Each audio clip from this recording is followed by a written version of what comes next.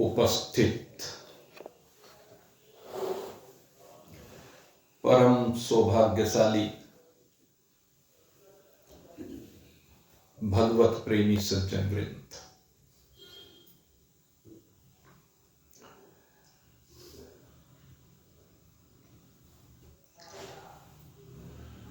आज आपके सामने विचार सागर के उस विषय को रखा जा रहा है जिसमें स्वामी निश्चलदास जी हमें बता रहे हैं कि जो वेदांत प्रक्रिया के अंतर्गत श्रवण मनन निधिध्यासन और तदुपरांत महावाक्यों का विवेक, बौद्ध के लिए यह प्रक्रिया कही गई है। कहते हैं महावाक्यों का विवेक प्राप्त करने के बाद भी, या कह लीजिए महावाक्यों का विचार करने के बाद भी, जिसकी बुद्धि कुछ दोषों के कारण, कुछ दोष होते हैं जिनके कारण से ब्रह्म ज्ञान वो प्राप्त नहीं कर पाते, उन दोषों में 3 दोषों के ऊपर यहां पर क्या शास्त्रों में चर्चा की गई है कि विशेष रूप से 3 दोष होते हैं जो ब्रह्म ज्ञान में प्रतिबंध होते हैं, ब्रह्म ज्ञान होने नहीं देते। कौन कौन से वो दोष हैं? तो कहते हैं कि नंबर 1 तो बुद्धि की मंदता के सहवर्ती, जो बुद्धि ठीक प्रकार से ज्ञान को ग्रहण नहीं कर पाती, उसके सहवर्ती कह रहे हैं। सहवर्ती से मतलब साथी, सहवर्ती का मतलब उसके और साथ में जो साथी हैं। कहते हैं एक तो विषयों में आसक्ति जिसकी बनी हुई है, ध्यान करना, ये बहुत बड़ी बात है।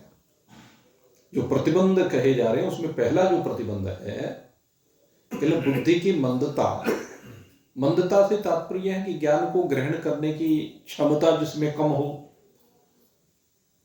एक तो विषय ये होता है, लेकिन उसके सहवर्ती को, उनको भी बुद्धि की मंदता में ही लेते हैं। बुद्धि की मंदता ही व्यक्ति को विषयों की ओर लेकर जाती है, विषयों में उसकी आसक्ति बनाती है, वो विषयों को छोड़ नहीं पाता है, विषयों का चिंतन बना रहता है, विषयों में से मन को निकाल नहीं पाता, भोगों की इच्छा बनी रहती है, संसार को देखने की इच्छा बनी रहती है, सुनने की इच्छा बनी रहती है। तो ये सब विषय आसक्ति इनको कहा है। और इसके अंतर्गत 5 हैं, चाहे शब्द की इच्छा बनी हुई हो, स्पर्श की इच्छा बनी हो, रूप की इच्छा बनी हो, रस की इच्छा बनी हो, गंध की इच्छा बनी हो, ये सब इच्छाएं हैं। शब्द की इच्छा विशेष रूप से हमारे सन्मुख जो आती है, इस शब्द की इच्छा में सबसे बड़ी बात होती अपनी प्रशंसा सुनने की इच्छा। ये शब्द में शब्द विषय की सबसे बड़ी जो कमी है, या कह दीजिए शब्द जो बांधता है व्यक्ति को, कि ये दूसरे से अपनी प्रशंसा सुनना चाहता है, निंदा सुनने की इसमें हिम्मत नहीं होती। सारा समाज मेरे अच्छे कार्यों की प्रशंसा करे, क्योंकि प्रशंसा जब होती है वो अच्छे कार्य से होती है। लेकिन जो अच्छे कार्य करने के बाद भी प्रशंसा चाहता ना हो, अपने आप से मिल रही है, किसी ने कर दी कोई बात नहीं, लेकिन कर दी तो उसमें भी आसक्त नहीं, वो भी अच्छा नहीं लगना चाहिए। ध्यान करना, ये बहुत गहरी बात है।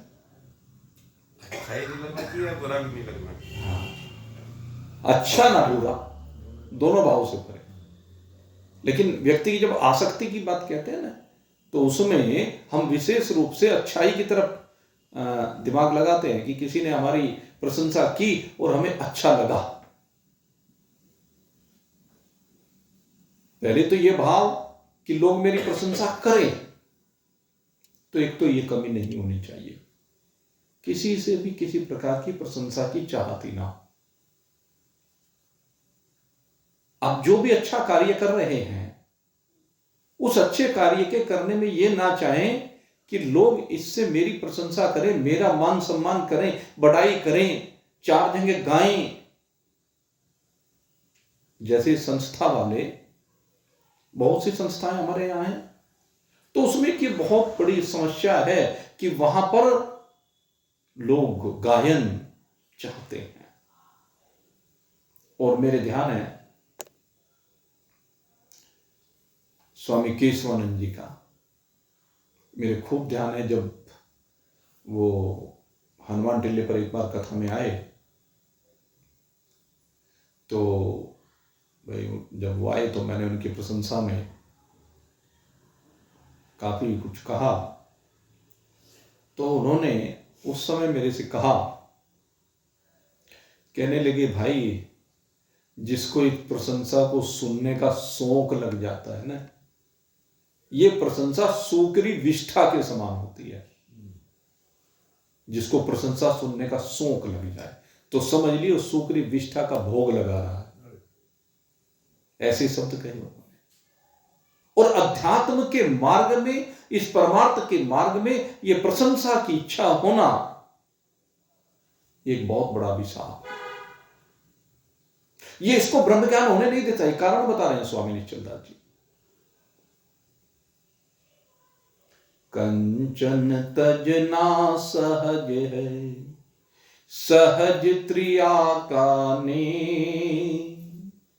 परमान बड़ाई ईर्षा दुर्लभ तजनाए। इनको तजना ये बड़ा विशद है। मैंने आपको एक बार अनुभव बताया था परम श्रद्धेय ब्रह्मलीन स्वामी स्वरूपानंद जी महाराज का। उन्होंने मेरे से चर्चा चल रही थी, और चर्चा चलते चलते उन्होंने मेरे से इसी बात की चर्चा की थी कि जब हमने शास्त्र को पढ़ लिया, समझ लिया, उसके बाद भी हमें ज्ञान क्यों नहीं हो रहा। कहने लगे, भाई ये समस्या हमने खुद झेली। महाराज जी कहने लगे कि मैं तुम्हें अपना अनुभव बताता हूं, किसी दूसरे का अनुभव नहीं बताता। कहते, भाई हम बड़ा अध्ययन किया, बड़ी मेहनत की, बड़े महान पुरुषों के पास गए, बहुत उस समय तो बड़ी मेहनत करनी पड़ती थी। आज तो शास्त्र सहज सुलभ हैं, उसको परिभाषित करने वाले भी जगह जगह मिल जाते हैं, लेकिन उस समय तो बड़ी दुर्लभ स्थिति हुआ करती थी। महात्मा लोग जाया करते थे किसी महात्मा के पास, उसके पास जाकर के सेवा किया करते थे, और तब जाके कभी सेवा से प्रसन्न होकर के धीरे धीरे चर्चाएं चलती रहती और ज्ञान होता। कहते सब समझ लिया, पढ़ लिया, लेकिन उसके बावजूद भी हमें शांति नहीं मिली, हमारा चित्त शांत नहीं हुआ। कहने लगे, भाई सब कुछ छोड़ दिया, अब कुछ इच्छा नहीं थी, ना भोजन की इच्छा थी, ना वस्त्र की इच्छा थी, ज्ञान भी हो गया, लेकिन समझ में नहीं आके दिया, शांति क्यों नहीं मिल रही। तो कहने लगे, हम यही चिंतन करते रहे, विचार करते रहे, और विचार करते करते एक दिन मन में भाव आ गया कि भाई तुझे एक चीज की चाहत है कि जहां कहीं भी तू जाए लोग जय जयकार करें, महाराज जी की जय हो, महाराज जी की जय हो।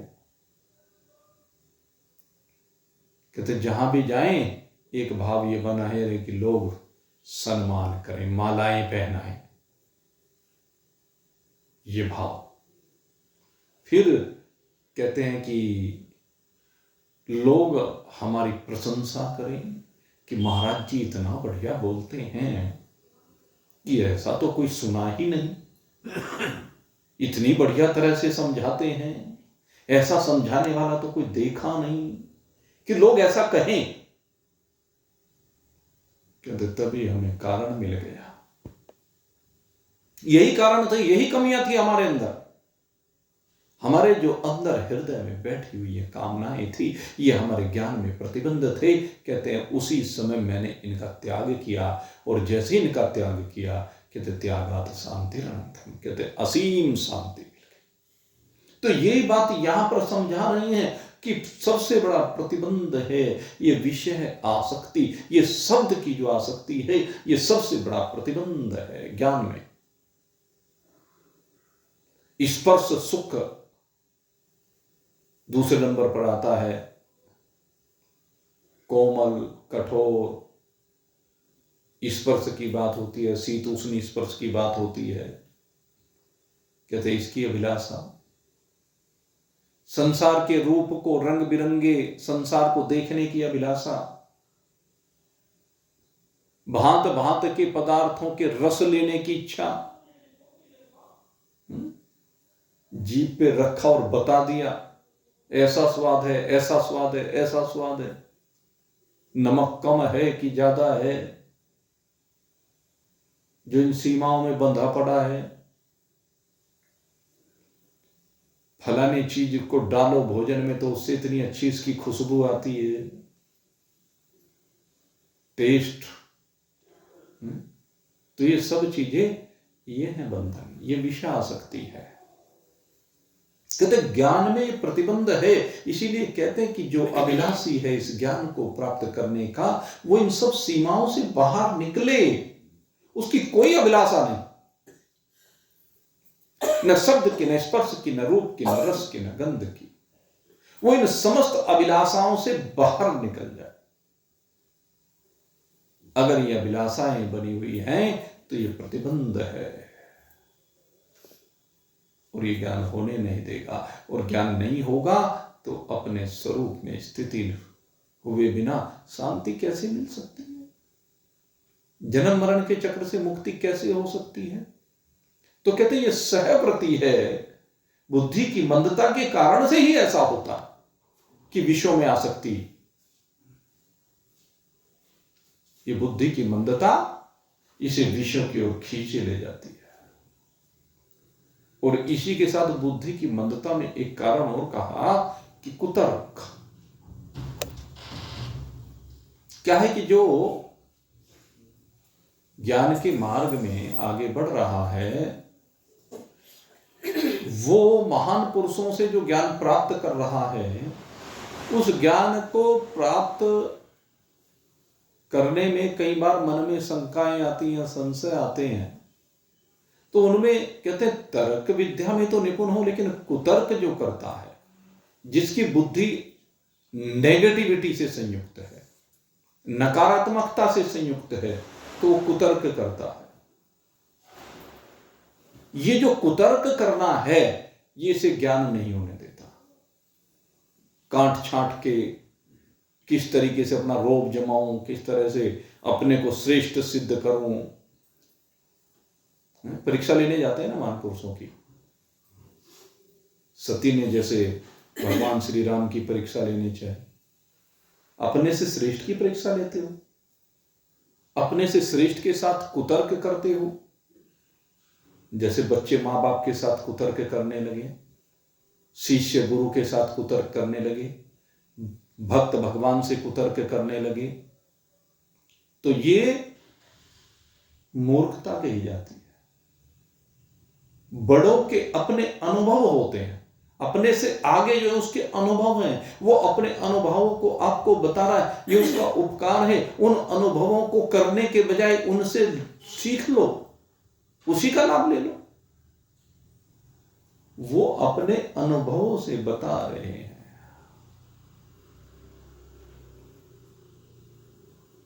तो इन अनुभवों का लाभ उठाना, उनमें तर्क वितर्क ना करना।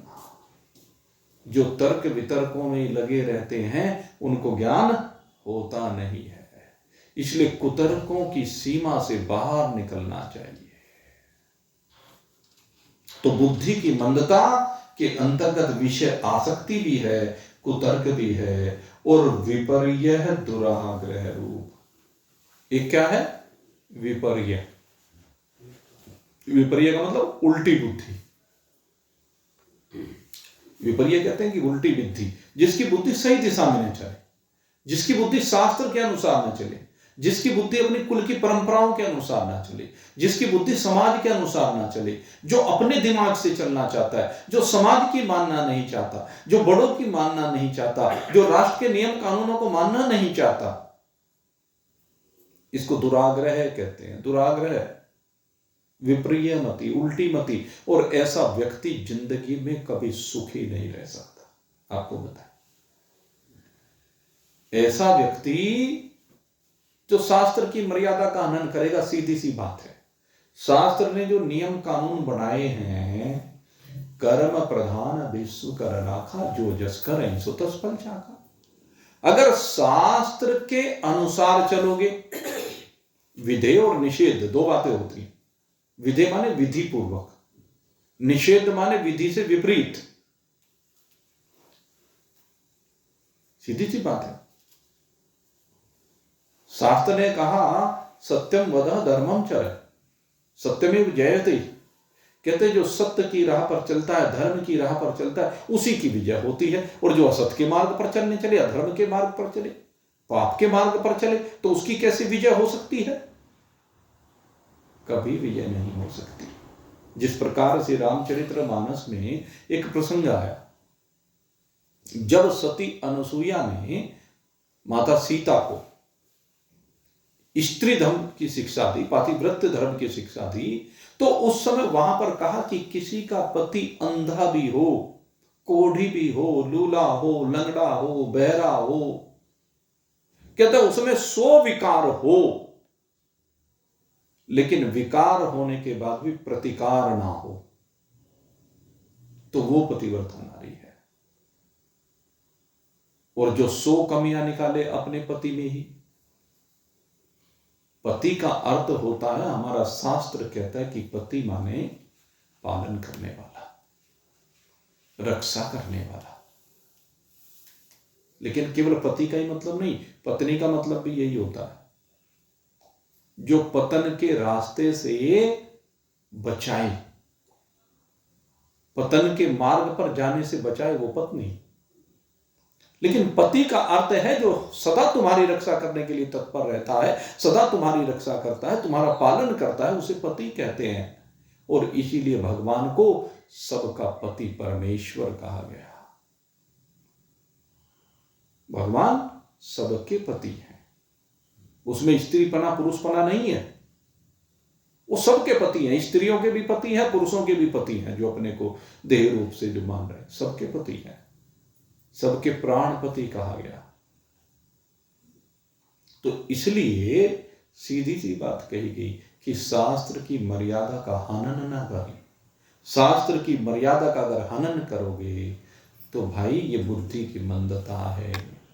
और ये बुद्धि की मंदता विषय आसक्ति के रूप में हो, ये कुतर्क के रूप में हो, ये विपर्य दुराग्रह के रूप में हो, ये जो है प्रतिबंध है। तो पहला प्रतिबंध हुआ बुद्धि की मंदता। बुद्धि की मंदता की दोष देती है।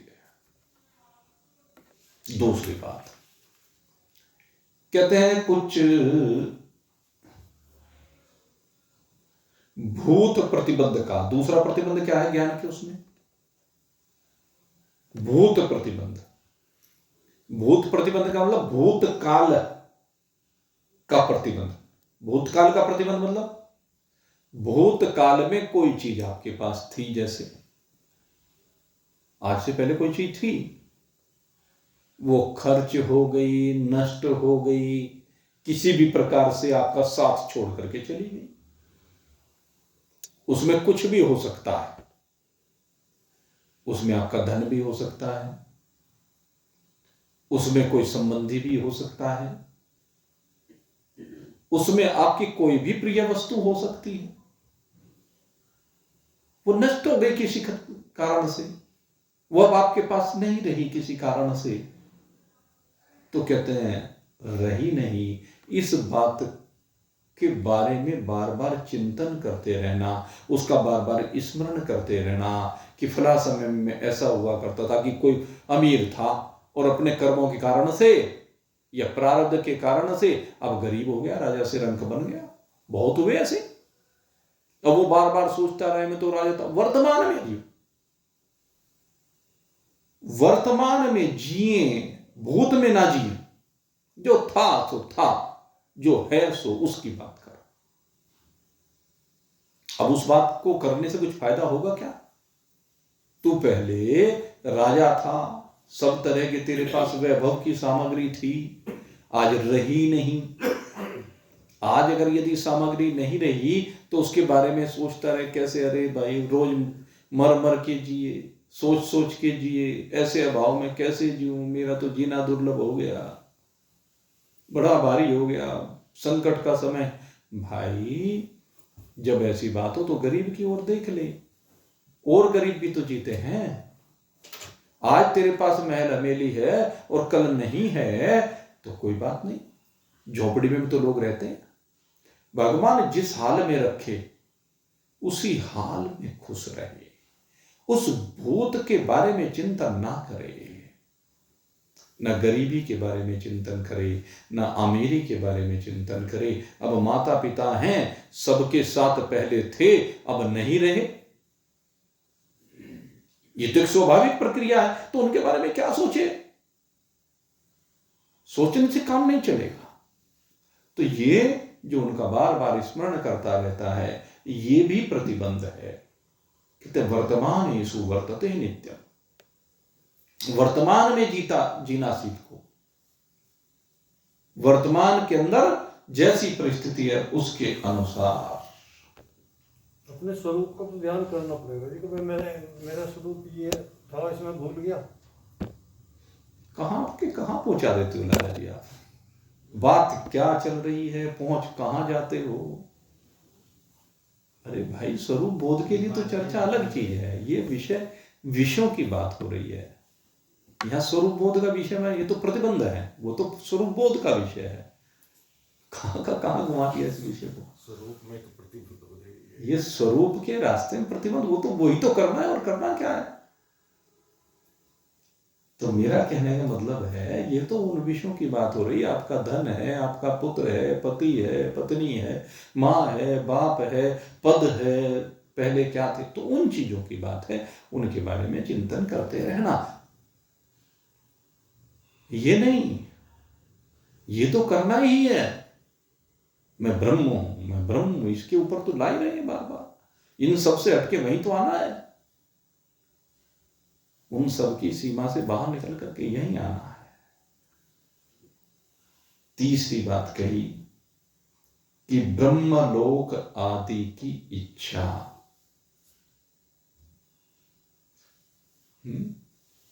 मन में विषयों के भोग की इच्छा रह रही है, तो उस विषय भोग की इच्छा को पूरा करने के लिए स्वर्ग का लालच मन में यह है कि स्वर्ग में जाऊंगा, स्वर्ग में जाकर के फला फला भोग भोगूंगा, मजा आ जाएगा, आनंद आ जाएगा, जिंदगी में कुछ कमी नहीं रहेगी, सदा जवानी रहेगी, सारे भोग रहेंगे, जो चीज यहां मिलती नहीं है वो सब मिलेगी। तो किसी मन के कोने में ये इच्छा रह जाए, और केवल स्वर्गलोक तक नहीं, ब्रह्मा जी के लोक तक, ब्रह्मलोक तक में जाकर के ये भावना होना कि अनंत कोटि ब्रह्मांडों का संचालन करने वाला प्रजापति मैं बन जाऊं। समस्त सिद्धियों का मालिक महजन तपलोक में रहने वाले जो सिद्ध हैं, स्वेच्छाचारी सिद्धगण हैं, कहते हैं वो उस स्थिति को मैं प्राप्त कर लूं, उस स्थान को प्राप्त कर लूं।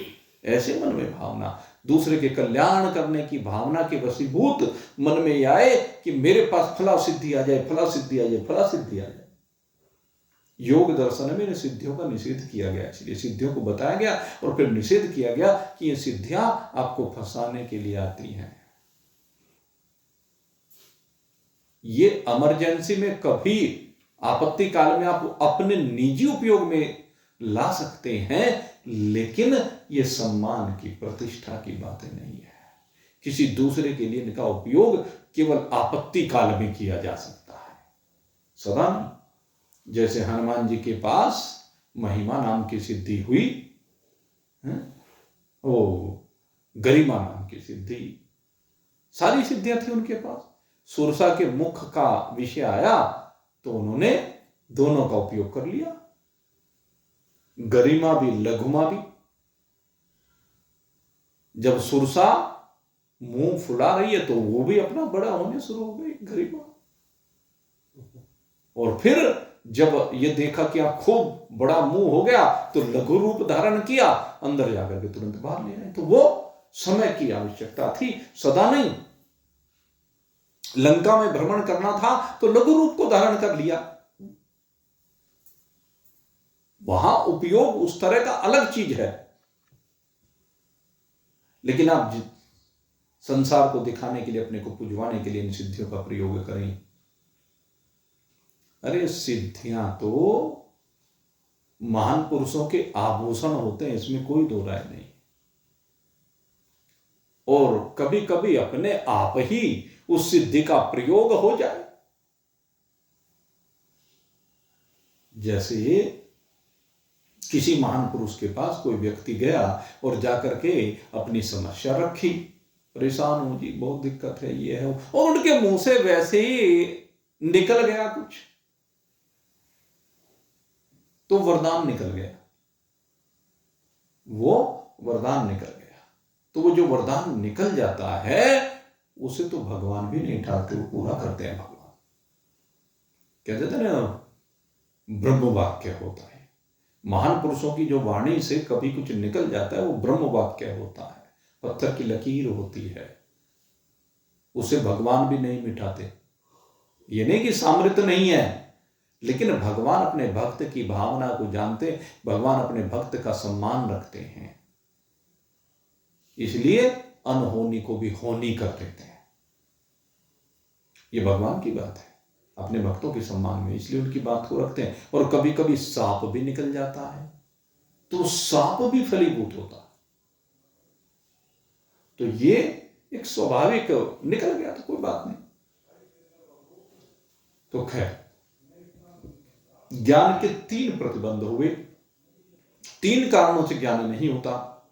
एक बुद्धि की मंदता, एक भूतकाल का चिंतन, एक भविष्य काल का चिंतन कह लीजिए इसको, कि भविष्य में फला फला फला प्राप्त करने की अभिलाषा कुछ रह जाए, तो ये ज्ञान के प्रतिबंध कहे गए हैं। तो कहते हैं इन प्रतिबंधों के कारण से अगर अपरोक्ष ज्ञान नहीं हो पा रहा है, और ये जो लय चिंतन कहा गया, इस प्रक्रिया से भी वो लय नहीं कर पा रहा है, जगत को, शरीर को अपने स्वरूप में नहीं ला पा रहा है, तो कहते हैं फिर ज्ञान के साथ ध्यान कहा गया। अब कहते हैं ज्ञान के साथ ध्यान। कहते ज्ञान नहीं हो रहा क्योंकि ज्ञान के होने में कुछ कारण हैं। ज्ञान में प्रमाण और प्रमेय। ज्ञान किसके अधीन है? पिछले चतुर्थ तरंग में हमने बहुत गहराई से उसका अध्ययन किया। अंतःकरण से निकली वृत्ति, एक वृत्ति है, वृत्ति फिर पदार्थाकार हुई, वहां पर 2 चीजें गई, वृत्ति और वृत्ति के अंदर प्रतिबिंबित चेतन, चेतन ने उस वस्तु को, घड़े को प्रकाशा, वृत्ति ने आवरण भंग किया, तब ज्ञान हुआ। तो वहां पर क्या कहा कि 2 चीजें हैं, एक प्रमाण है और एक प्रमेय है। प्रमाण और प्रमेय जो 2 पदार्थ हैं, इनके अधीन ज्ञान होता है। और मान लीजिए ये बात बन नहीं रही,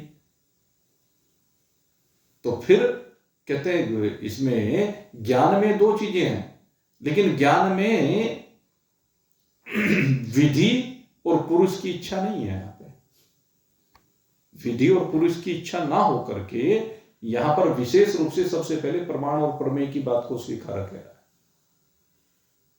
अगर यदि वृत्ति आवरण भंग ना करे और चिदाभास प्रकाश से नहीं, तो वस्तु उल्टी दिखने लगती है, रस्सी में सांप। ये वैसे शास्त्रीय विषय आ गया थोड़ा सा इसमें। दूसरी बात यहां पर कही कि भाई जो ध्यान है वो विधि के और पुरुष की इच्छा के अधीन है। ध्यान की जो विधि है,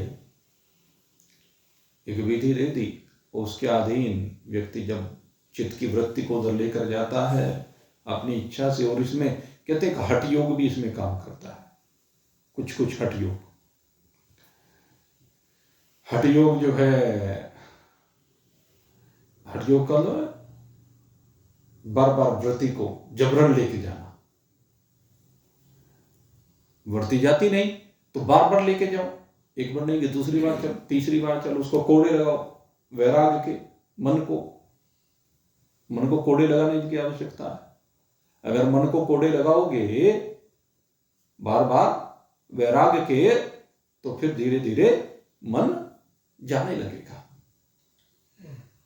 मन का तो सारा खेल ही है भाई। आप इतनी सर्दी में यहां आए तो ये मन की तो बात है,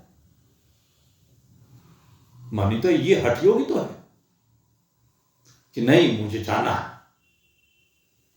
एक दिन किसी कारण से रुक गए तो अगले दिन फिर पक्का कहीं नहीं भाई, कल सर्दी ने रोक लिया, कल सर्दी का मेरे मन के ऊपर प्रभाव पड़ गया कि तेरी सर्दी ऐसी की तैसी, अब की बार तो मैं जाऊंगा तो जरूर है।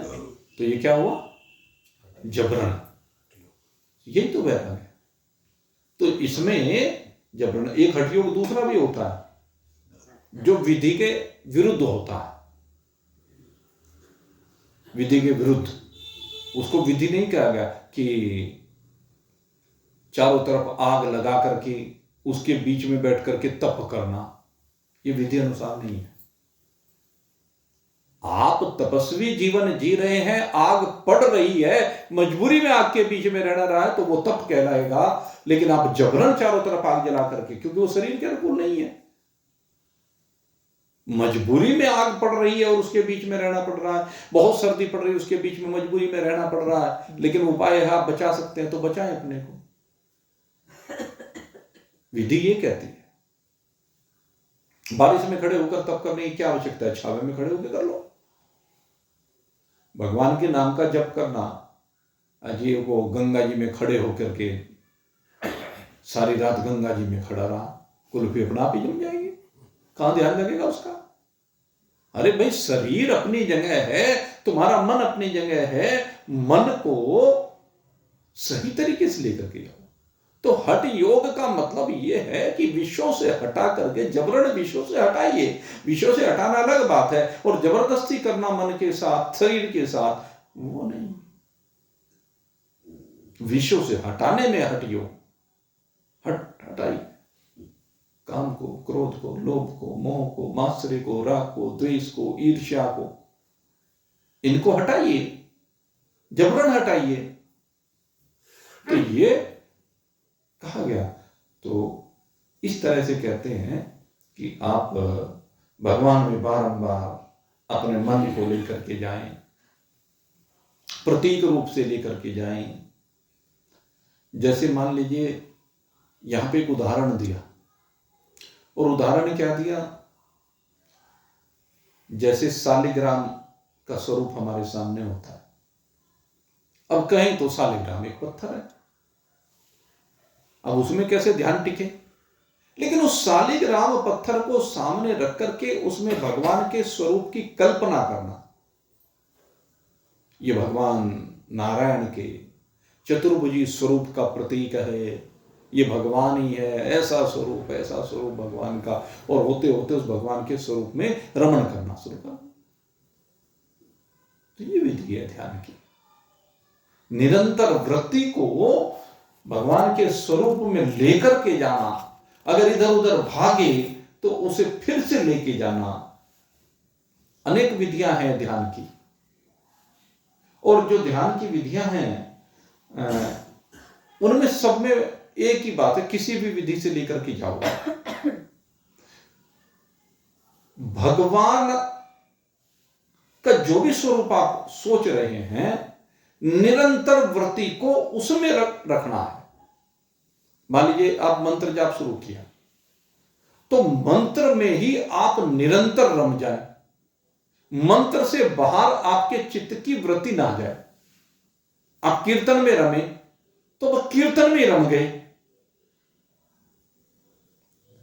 बात यह है ना, आप पूजा में लगे तो बस पूजा में रम गए।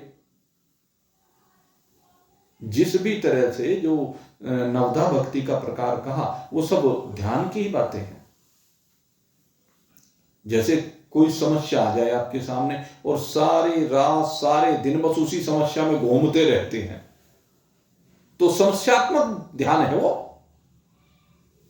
ऐसे ही बस भगवान की किसी एक लीला में आपका मन गया और बस उसी लीला में रमे रहे, सारा दिन सारी रात उसी में रमे रहे। सबरी के प्रेम में रमे रहे, केवट के प्रेम में रमे रहे, विदुरानी के प्रेम में रमे रहे, सुदामा के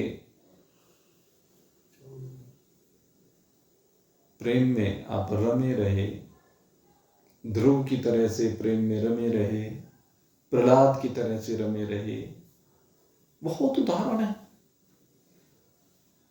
श्रवणम कीर्तनम विष्णु, मुख्य बात क्या है कि भगवान विष्णु के स्वरूप में रमण की। और भगवान विष्णु से मतलब आपका जो भी इष्ट आप उसको मानो, जो जिसको मानता हो उसी में रम जाओ, उसी के बारे में चिंतन करना शुरू कर दो।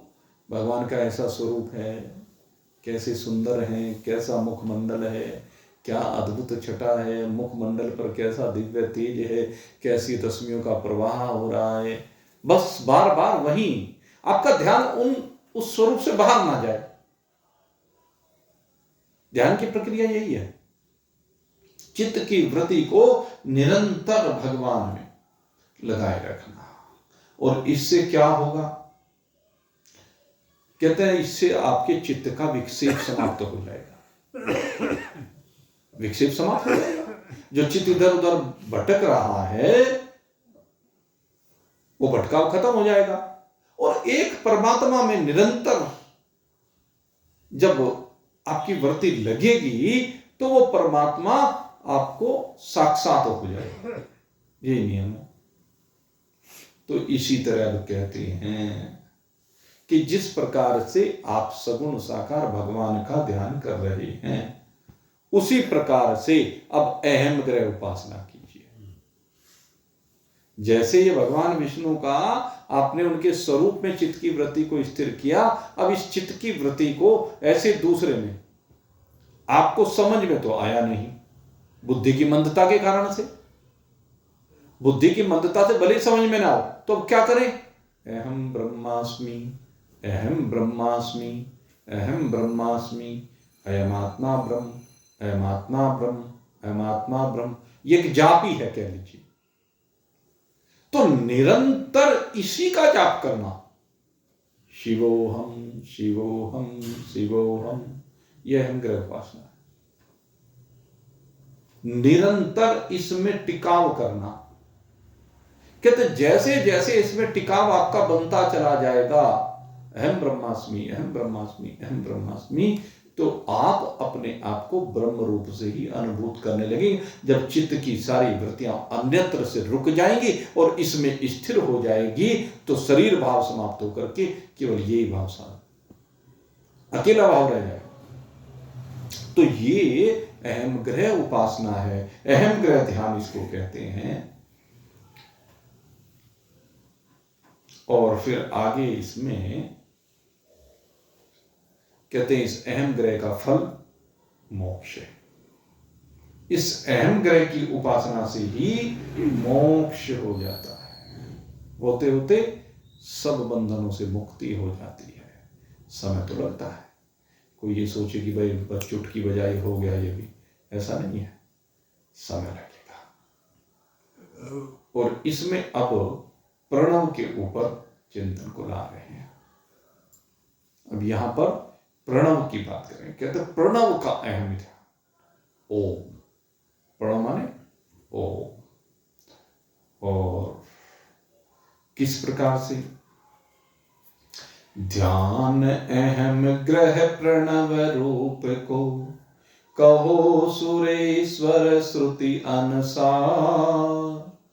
अक्षर प्रणव ब्रह्म मम रूप सु, यूं अनुलव निज मति गति धार। ध्यान समान आन नहीं आके, पंचीकरण प्रकार विचार। जो यह करत उपासन सो मुनि, तुरत न सही संसार अपार। कहते हैं ये जो ओंकार का ध्यान है अंग्रह, ये इसके बारे में अनेक उपनिषदों में इसका वर्णन आया है। और गीता जी में भी इसको 8वें अध्याय में थोड़ा सा समझाया गया। कई बार वैसे मैंने चर्चा की है, आज फिर थोड़ी सी चर्चा इसके महत्व का प्रतिपादन करते हुए हम करें। बड़ी महत्वपूर्ण चर्चा है और जितने भी हमारे महान पुरुष हुए हैं, इस ओम को ही सबने माध्यम बनाया है। ज्ञान योग में भी ध्यान योग में ओम को विशेष रूप से ग्रहण किया गया है। इस बात को गीता में भगवान स्वयं कह रहे हैं, यद अक्षरम वेद विदो वदंती। वेद के जो विद्वान हैं, वेद का अध्ययन करने वाले, वेद को पढ़ाने वाले, वेद को समझाने वाले,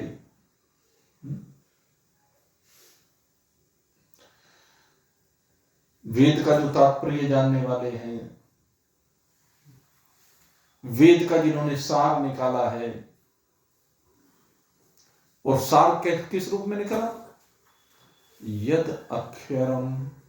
उन्होंने सार इस रूप में निकाला कि जो अक्षर है, अक्षर माने अविनाशी, अक्षर माने जिसका विनाश ना होता हो, जो घटता ना हो, क्योंकि विनाश होने के प्रकार हैं। विनाश एक तो होता है धीरे धीरे अक्ष होकर के, और एक एकदम विनाश को प्राप्त हो जाता है। दोनों चीजें हैं ना। तो कहते हैं वो ऐसा है, ना एकदम से विनाश हो, ना धीरे धीरे घट घट के विनाश हो। जैसे कपूर है, आपने रख दिया और धीरे धीरे उड़ गया, तो धीरे धीरे विनाश हो गया। ऐसे संसार की सारी चीजें यही स्थिति है सबकी। कुछ चीजों का विनाश एकदम से हो जाता है, या कह लीजिए उनका रूप परिवर्तन हो जाता है, स्वाभाविक सी बात। तो यहां पर कहा हम विनाश होने वाले की बात नहीं करते। जिसका विनाश नहीं होता, वेद के जानकार इस बात को कहते हैं। वेद के विद्वानों ने जिसको इस रूप से अनुभव किया, ये भी कहा, बताया भी है, समझाया भी है, समझा भी है, अनुभूत किया है। यद अक्षरम वेद विदो वदन्ति। और विशन्ति यद्दतयो वीतरागः। वीतरागः, वीतराग माने जिनके जीवन में वैराग आ गया, जिनका राग समाप्त हो गया संसार के विषयों में, और जिनका राग इस परमात्मा में बन गया, उनकी बात कर रहे हैं। विशन्ति यद्दतयो वीतरागः, यद इच्छन्तो ब्रह्मचर्य चरन्ति। ब्रह्मचारी लोग, ब्रह्मचारी मतलब जो ब्रह्म की इच्छा से, ब्रह्म को पाने की इच्छा से, ब्रह्म ज्ञान को प्राप्त करने के लिए गुरु के पास जाते हैं, महान पुरुषों के पास जाकर के उस तत्व में विचरण करने का प्रयास करते हैं, पाने का प्रयास करते हैं, जिसकी इच्छा लेकर के जिज्ञासु लोग गुरुओं के पास जाते हैं, यदि इच्छन्तो ब्रह्मचर्य उचरन्ति, जिसकी इच्छा को लेकर के ब्रह्मचारी लोग अनेक प्रकार की साधनाएं करते हैं। तत्त ही पद, तत् तई पदम, उस पद को भगवान अर्जुन को कह रहे हैं, हे अर्जुन अब उस पद को मैं तेरे सामने रख रहा हूं। तत्पदम संग्रहेण प्रवक्ष्ये सर्वद्वाराणि संयम्य मनोहृदय निरुद्ध च मूर्धन्यधाय आत्मना प्राणमास्थितो योगधारणम्। लेकिन इसके लिए क्या करना पड़ेगा? जो कहा, यदक्षरम वेद विदो वदन्ति विशन्ति यद्दतयो वीतरागा यदि इच्छन्तो ब्रह्मचर्योचरन्ति तत्ते पद संग्रहेण प्रवक्ष्ये। ये जितनी भी बातें कही उसके लिए पहले क्या करना पड़ेगा? अर्जुन जो इन्होंने किया वो तू कर। जो इन महान पुरुषों ने, इन ब्रह्मचारियों ने, इन वीतरागों ने, इन वेद का अध्ययन करने वालों ने जो किया वही तू कर। ये कंडीशन है। इस परमात्मा को पाने के लिए यहां पर ये कंडीशन है, शर्तें हैं। जैसे कोई भी आप कार्य करते हैं तो उसमें कुछ शर्तें लगाई जाती है ना। सरकार के पास जाओ तो हमारी फलानी शर्त है, फलानी शर्त है, फलानी शर्त है। कंपनियों से कुछ खरीदो, हमारी फलानी शर्त है, फलानी शर्त है। सबकी शर्तें हैं। तो ऐसे इस ज्ञान को प्राप्त करने की भी शर्तें हैं। इन्होंने शर्तों को पूरा किया। वेद के विद्वान बस बारंबार उसमें ऐसे चित्त को लेकर के गए। उन्होंने बहुत अध्ययन किया। सब चीजों का अध्ययन करने के बाद तब साथ निकाला। वैरागियों ने सब कुछ छोड़ करके उसमें रमण किया। जिज्ञासु अनेक साधनों से संयुक्त होकर के उसकी ओर बढ़े। कहते उस पद को मैं तेरे प्रति कह रहा हूं और उसके लिए क्या कर? सर्वद्वाराणि संयम है। कहते हैं सारे इंद्रियों के द्वारों को, अंतःकरण के द्वारों को, उनको सबको अपने नियंत्रण में ला। वे तेरे अनुसार चले तो उनके अनुसार ना चले। सर्वद्वाराणि संयम, ये बहुत बड़ी बात है। इंद्रियों के जितने दरवाजे हैं, झरोखे हैं, इन झरोकों से मन वहां जाए जहां तू चाहे, वहां ना जाए जहां ये चाहे। मेन बात यह है। इसको कहते हैं संयम। बार बार संयम के कोड़े आपको लगाने पड़ेंगे, तभी मनोहृदय निरुद्ध चै। मन को भली प्रकार से हृदय में स्थापित कर। मन भली प्रकार से स्थापित ही तब होगा जब सारे द्वार तेरे नियंत्रण में आ जाए। सर्वद्वाराणि संयम्य मनोहृदय निरुद्ध मूर्धन्यधाय आत्मना प्राणमास्थितो योग धारणम। बड़ी प्रकार से प्राणों को भ्रुकुटी के मध्य में स्थापित करके ओम इति एकाक्षरं ब्रह्म व्याहरणमामनुस्मर यह प्रियाति त्यज्यन देहे स माम प्रमाम गति। फिर ओम का उच्चारण करते हुए, और ओम का उच्चारण भी क्या कहा? ओम के अर्थ रूप मुझ परमात्मा का उच्चारण करते हुए जो इस शरीर का परित्याग कर जाता है वो मुझको प्राप्त हो जाता है। भगवान ने कहा ओम, ओम का उच्चारण। तो ये जो ओम का उच्चारण है बड़ा महत्वपूर्ण है। कल फिर, अब तो चूंकि समय नहीं रहा, तो कल इसी विषय के ऊपर चर्चा को आगे बढ़ाएंगे। और अब विचार सागर में इस 5वीं तरंग में इस ओम को ही आगे परिभाषित किया गया है। विस्तार के साथ इसकी चर्चा की गई। अकार उकार मकार तीनों मात्राओं के, चौथे मात्रिक पदार्थ की भी। तो वो चारों पदों की बात आपके सामने रखी जाएगी। निर्गुण और सगुण प्रणव उपासना, इसकी चर्चा आगे की गई है। तो ये कल आपके सामने फिर से इस चर्चा को रखेंगे। अब यहीं पर विश्राम देते हैं। बोलिए सच्चिदानंद भगवान की